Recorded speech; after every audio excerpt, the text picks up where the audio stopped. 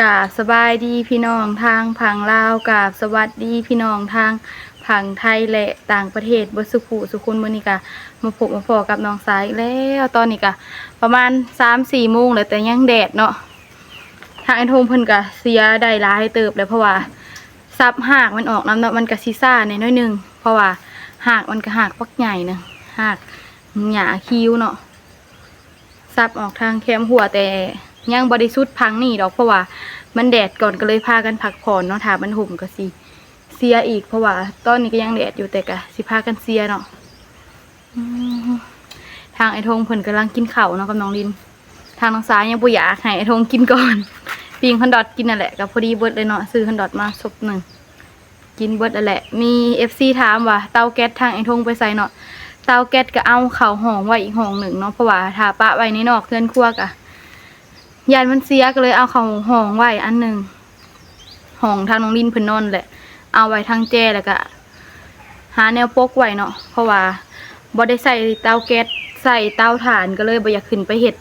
กินอยู่เพื่อนครัวเพราะว่ายานมันควันไฟแหละก็ยานผามันดำเนาะก็เลยพากันเฮ็ดกินอยู่นอกเพื่อนอยากเอาเขาในเพื่อนอยู่แต่ยานผาดำเนาะก็เลยเฮ็ดกินอยู่นอกเพื่อนเห็น FC ถามว่าเตาแก๊สไปใส่ก็เลยเอาเขาในเพื่อนไว้เตาแก๊สน่ะยังอยู่ก็บ่ได้ไปใส่อยู่ในเพื่อนแหละเตาแก๊สก็ตอนนี้ก็ยังแดดอยู่เนาะฮ้อนแท้ฮ้อนว่าอาบน้ำพักยาก็มาเปิดคลิปเลยเนาะทางไอ้ธงเพิ่นอาบน้ำแล้วเพิ่นก็กินข้าวเลยบัดนี้บรรยากาศทางน้องสากระทูเพื่อนแล้วยังเหลือแต่ซับหญ้าอ้อมเพื่อนนี่แหละเพราะว่ามันก็อยากซ่านี่หญ้าก็หญ้าคิ้วเนาะเฮาก็ซับตอมันออก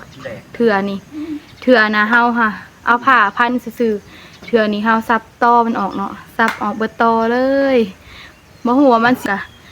สิพากันไปซับอีกจักเล็กจักน้อยแล้วก็สิพากันเศร้าเมื่อยนะเพราะว่ามันก็แดดเฮาเฮ็ดเวียกอยู่เฮือนเฮาอยากพักยามใดก็พักเนาะเพราะว่ามันแดดถ้าเฮาบ่ไหวเฮาก็มีแต่พักผ่อนก่อนถ้ามันห่มเฮาก็เฮ็ดอีกเนาะก็มีแต่สอนน้องลินเพิ่นไปเทื่อละเล็กเทื่อละน้อยเพิ่นก็เฮ็ดเวียกในหลายแฮงช่วงนี้น้องลินเพิ่นก็ฮู้หน้าที่ของตัวเองไอ้ธงเร็วๆเด้อกินข้าวนะเล่งทางไอ้ธงกินข้าวแล้วบัดนี้ก็น้องลินเนาะมักม่วงกะทางน้องสากะสิบิดไว้เนาะที่แม่ FC เพิ่นแนะนำแหละบอกว่าให้บิดมาทางน้องสากะละผมถ่ายคลิปเนาะมาไปเป็นทางน้องสากะละผมถ่ายคลิปเนาะมาไปแปลกแนวมื้อนี้เพราะว่าสระผมห่อนแฮงก็เลยให้น้องลินเพิ่นออกไปซื้อเนาะซื้อยาสระผมมาสระน้องลินเพิ่นก็กินข้าวแล้วแหละทางไอ้ธงเพิ่นก็กินแล้วเลยเนาะมักมีก็แม่เพิ่นก็สิเอาไปแกงแม่เพิ่นมาก็มีแต่บอกให้เพิ่นว่าเอาโลดถ้าอยากได้เอามาแกงเนาะมักมีแต่เพิ่นบ่ได้เอาเพราะว่า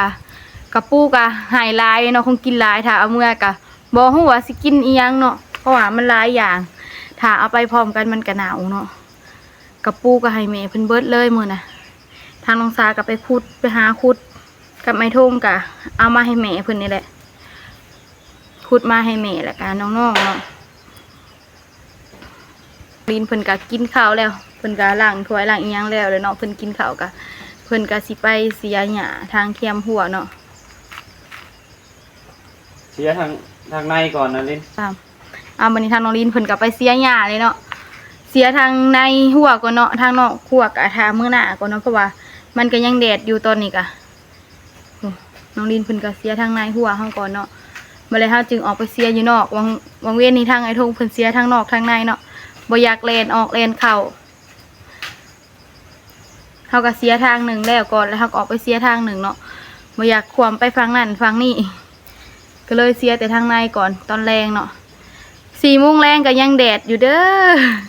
ฮ้อนอุ๊บอ้าวเนาะ4 โมงแรงก็ป้าโทยทงหมักนัดก็ยังบ่สุกอยู่เนาะไอ้ทงนะหมักนัดนะหมักนัดก็เริ่มลูกใหญ่เนาะลูกเดียวน้ำใหญ่นะ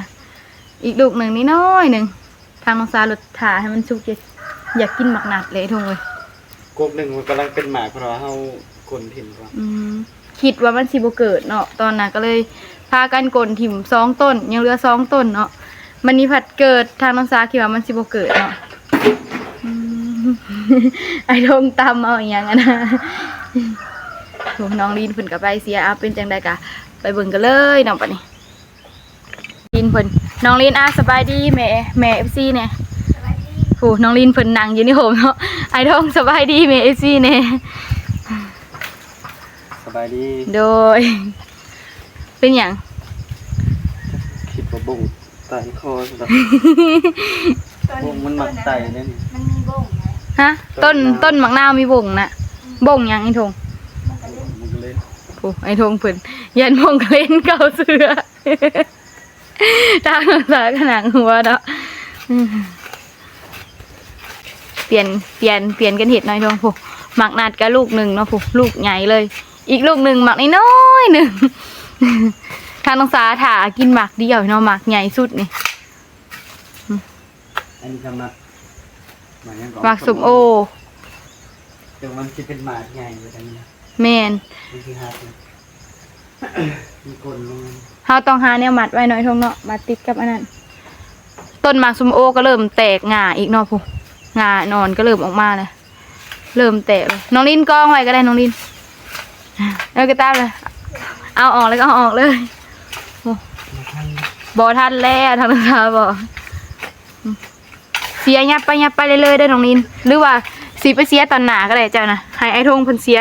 ถูดไปเจ้าก็ไปเสียตอนหนาทางไอ้ทงเลยโอ้ไอ้ทงเพิ่นเนาะยับไปเลย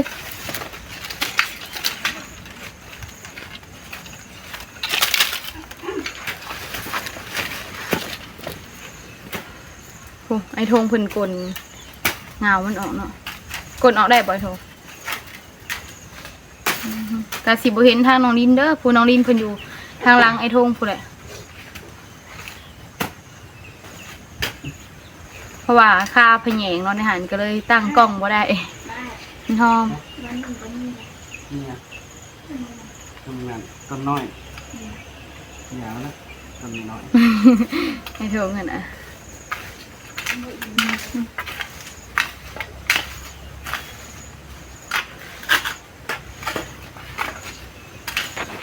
ผู้ไอ้ทงเพิ่นก็ แม่มานบ่เห็นนั่นดีแล้ว ดีแล้วไอ้ทงถูกไอ้ทงสิลงมือคนเดียวบ่ให้แม่มาอันเฮ็ดไอ้ทงว่าเดี๋ยวทำอาซากะเป็นมือกล้องให้เด้อซะ ให้มันเห็นเบ่ทุกคนเลยเนาะยืนจับกล้องให้เห็นเบ่ทุกคนเลยผู้น้องลินเพิ่นก็โลกหญ้าโทษเสียออกทางแคมหัวเลยเนาะ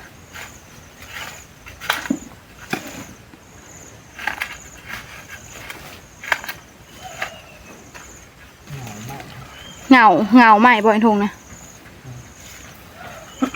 เขาเอิ้นเหงาเนี่ย หมกก็จะ โดยต่ำผู้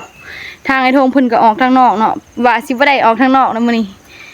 ก็ได้ออกคือเก่าไอ้ทงเอ้ยเพราะว่ามันเป็นเหงาของกระแดงเนาะเหงากระแดงน้องลินเพิ่นก็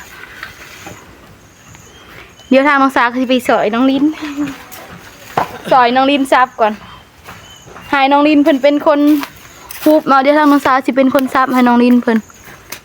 สอยกันเฮ็ดทางน้องสาสอยได้ซั่นใดก็ซ้ำนั่น โอ้มาน้องลินไปทางนั้นก็ได้เดียวสิซับใหม่เอาเกียร์กันเด้อ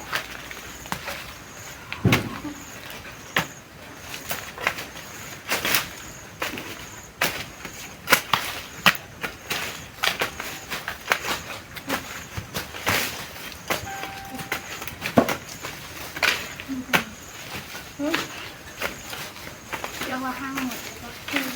ห้างหมดเลยจ้ะ ทางเนี่ย ห้างหมด ทางหมด น้องทองลินห้างหมดมาทงมาพุดมันอยู่ทางนอกเนาะพี่พ่อแล้วทางไอ้ทงจะออกนอกเนาะ ตัดโคตรแสบเลย ไปเลยทุบไปเสียตามันหมดจ้ะโตวางห้างหมุดเฮาหักสิบเทียมเนาะเพราะว่า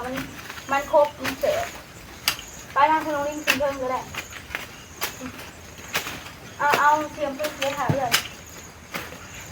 มันมีห้างหมุดเนาะในนี่ก็เลยเสียบ่ได้โอ้ไอ้ทงเอา มันลีนบ่ แม่นละมั้งโตสีดำๆไหนไอ้ทง ทาง มุมนี่ ตัวใหญ่ๆพอ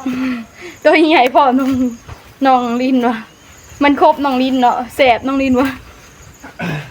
มุมนี่มันจะต่อ มันตอดบ่อยโห ต่อ โอ้ไอ้ทงออกไปข้างนอก อันนี้ก็น้องลินเนาะนางโรคยานะฮะเพราะว่าในนี้มีหมุดลีนเนาะไตอยู่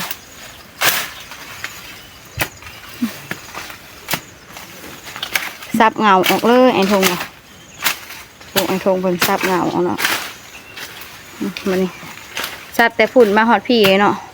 เพราะว่าเฮาเศร้าผมเนาะมันแดดตอนเที่ยงนะก็เลยพากันเศร้า4 โมงแรงก็พากันมาต่ออีกเนาะ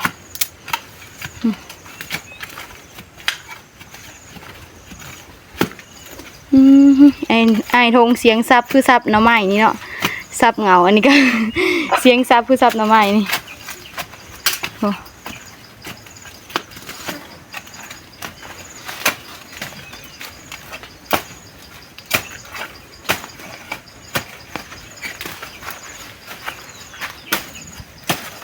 โอ้น้องลินก็นั่งอยู่ในหันเนาะ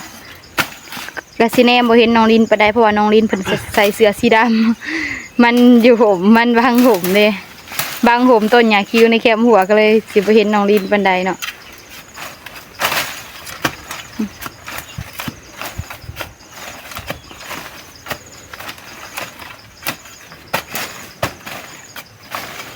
ป้าโทงเงากระแดงเนาะพุ่นไอ้ทงเพิ่นกลเงากระแดงคือเงาใหญ่แท้ทง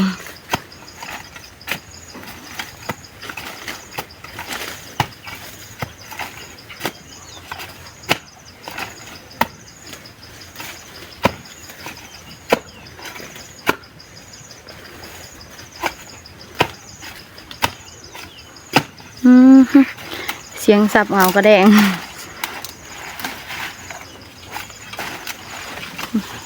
โอ้น้องลินเพิ่นก็น้องลินใส่เสื้อแขนสันคันเลยนะคันค่ายเลยนะเอาเสียมจับเสียออกก็ได้น้องลินโอ้ไอ้คน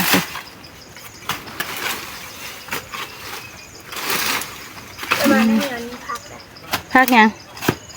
พักหอมเป้อยู่บอนพักหอมเป้กับบเสียออกก็ได้น้องลินเสียออกทางแคมหัวนี่น้องลินนี่ทางแคมหัวนะซับออกเลย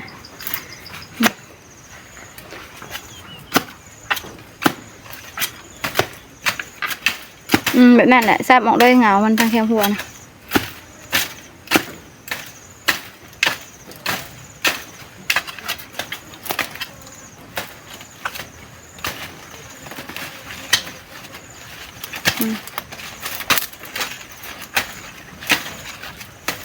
น้องลินเพิ่นซับเงาหญ้าคิ้วเนาะ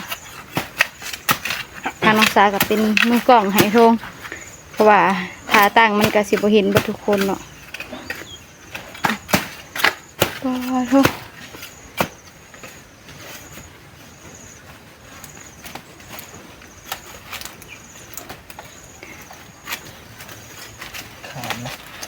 ค่ะแล้วแต่หามันคาน้ำอันนี้น้ำตะหนางไอ้ทงจะเบิ่งไว้นี่หง่ามันคาตะหนางเลยได้ปะฮักเลยโอเคว้าวยังคาตะหนางเนาะนี่หงาใหม่กระแดงคาตะหนาง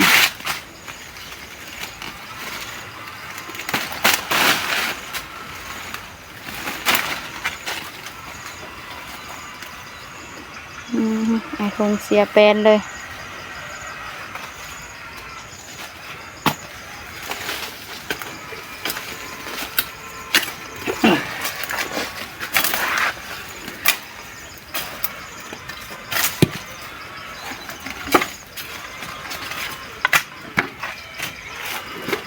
กดนะเป็นเงาทึ่ง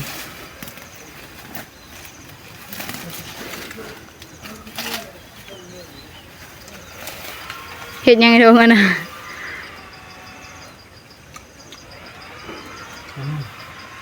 กินไปอย่างอื่น หมานี่เก็บไว้เด้อใบ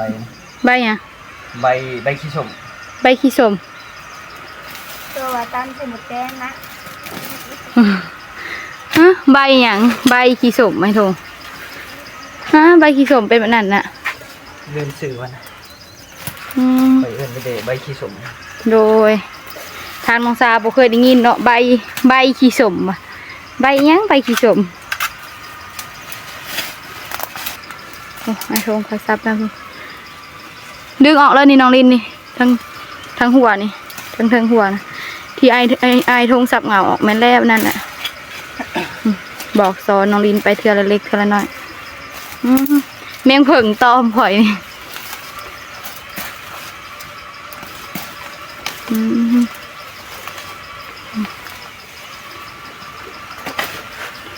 ไอ้โทง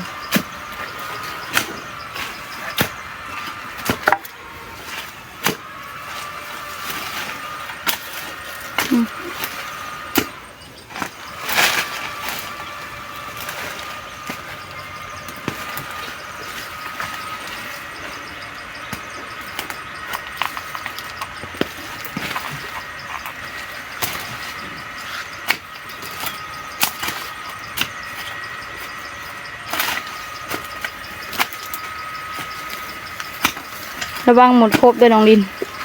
เจ็บได้หมดครบนะ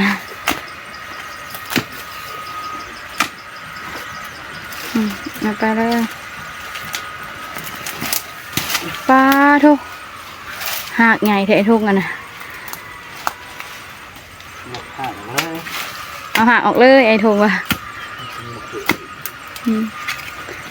ถ้าเอาหากออกแล้วมันถ้าสิเกิดขึ้นบ่อยทงบ่เกิดไอ้ทงว่ะ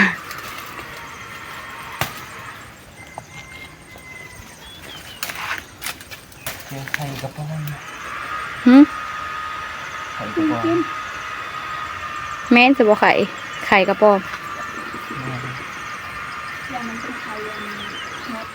ไข่มุดน้องลินว่ะ บอกว่าไข่กระป๋องเหมือนกัน โดยปะซับ เ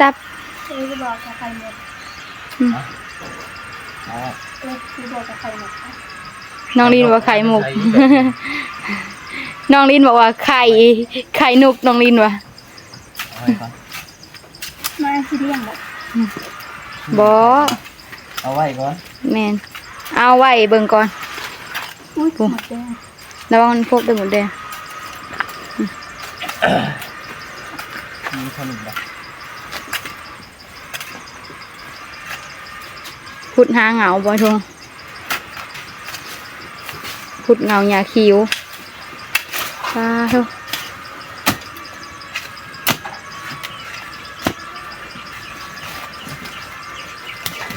พุดเงาพุดนี่มันเกิดเนี่ยน้ำมัน กับบ่ฮู้คือกันเลยเนาะ ทางน้องสากะ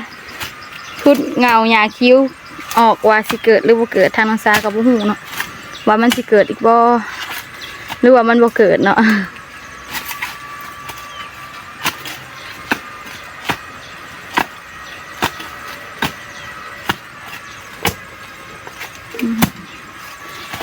โอ้น้องลินเพิ่นก็เก็บเศษใบไม้เนาะ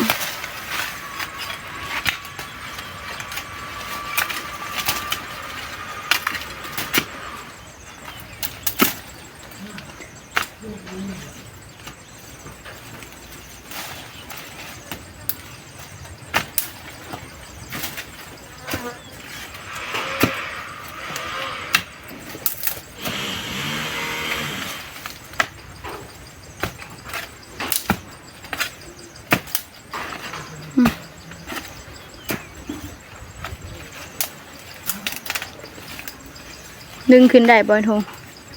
เอ้าเจอที่รออีก ฮะจิรอเอามามึงดู น้องลินจับมันดูน้องลินว้าเถอะเจอจิรอใส่น้องลินว้าเถอะเอาไปใส่ขู่เมียนน้องลินว้าเถอะเจอจิรออีก ค่ะมาไอ้อันนี้ หึ มาไอ้ซับค้าน อายทงสับขาจิรอน้องลินว่าไป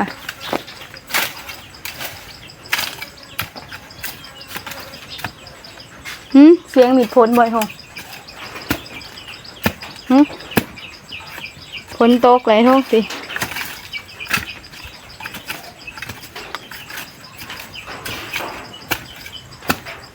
ซ้ ป้าโทผลปลอกปอกแปลกมาไหนโท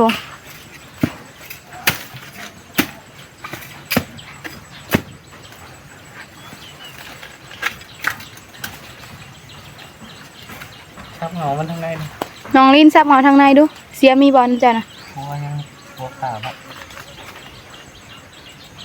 หัวหยัง เอาซับเลยน้องลิน หัวขาดที่ แมนบอลทุกค่ะ ลองดมดู บอแมน โมเมน บอแมนทุกค่ะ ขาปลา ขาป่าน่ะอืมซับเลยไอ้ทงจากกระซับในหันได้บ่อืมให้ไอ้ทงเป็นคนดึงให้น้องลินเป็นคนซับกัน ลามันจะพุ่นลงนะโมเมน มีผลปลอกปอกแปกมาเลยว้าโทเหงาใหญ่แท้นะ อันนี้เด้ กินไปได้ กินไว้ได้เถอะมา ดมไหม โอ้อันนี้เสียงผลตกปลอกปอกแปกมาเลยตามทางไอ้โทงผุดเสียแต่นี่ไปหอดผุดแล้วเนาะทางแคมหัวก็หอดผุดเลยเนาะทางไอ้โทงคนก็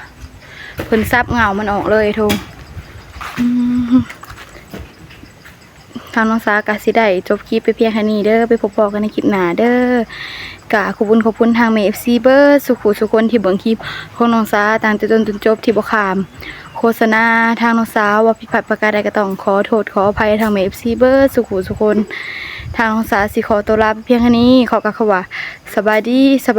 บ๊ายบาย